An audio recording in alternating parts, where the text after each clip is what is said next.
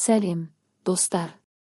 Сіздер әрдайым жасағандай видеоны лайктап арнаға жазыла отырып, мен де өз оқиғамызға кірісемін.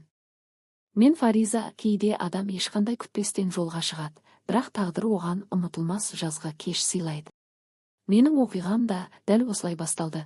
Тәтемнің жазғы үйіне келген алғашқы күні, теңіз иісі мен жылы жел бетіме тиіп тұрған кезде, жағалауда серуендегім келді. Құмдардың жылысы табанымды жеңіл күйдіріп жатқанда, алыста біреу мені бақылап тұрғандай сезіндім. Басым бұрғанымда қысқа қоңыр шашты, қолаң терілі бір жігітпен көз түйістірдім. Бір сәтке тұралап қалсам да, ол күлімсіреп қасыма келді. «Сәлем», деді ол сенімді үнмен. «Мен Орынғали, біздің екеуміз де осы тыныштықтың рахатын сезіп тұрған сияқтымыз». Мен де шын жүректен күлімсіреп, «Фариза», дедім. Қысқа таныстықтан кейін біз қатар жүріп кеттік, сөздер бірінен соң бірі айтылды. Қайдан келгеніміз, не ұнататынымыз жайлы әңгімелестік.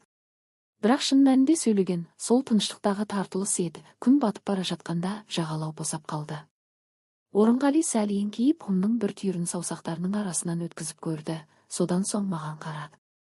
«Бүгінгі кешті одан әрі әдемі етуге қалай қарайсың?» деп жеңіл ғана сұрады. Менің жауабым сөзсіз, тек бір қарағанмен жеткілікті болды.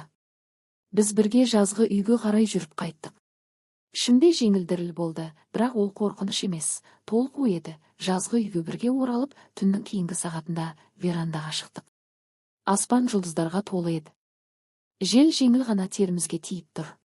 Түннің салқындығына қарамастан, арасымызда көрінбейтін бір жылулық сезілді. Бір сәт сөздер таусылды. Содан соң біз өзімізді өмірдің ағымына қалдырдық.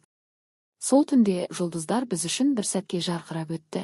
Жел құлағымызға айтылмаған сөздерді сыбырлады, ал біз түннің тыныштығында екі өзен сияқты бірігіп, қашан басталғанымызды, қашан таң атқанын білмедік. Тек білемін, сол түнде жұлдыздар куә болды. Иә, достар, тағы бір оқиғаның соңына жеттік.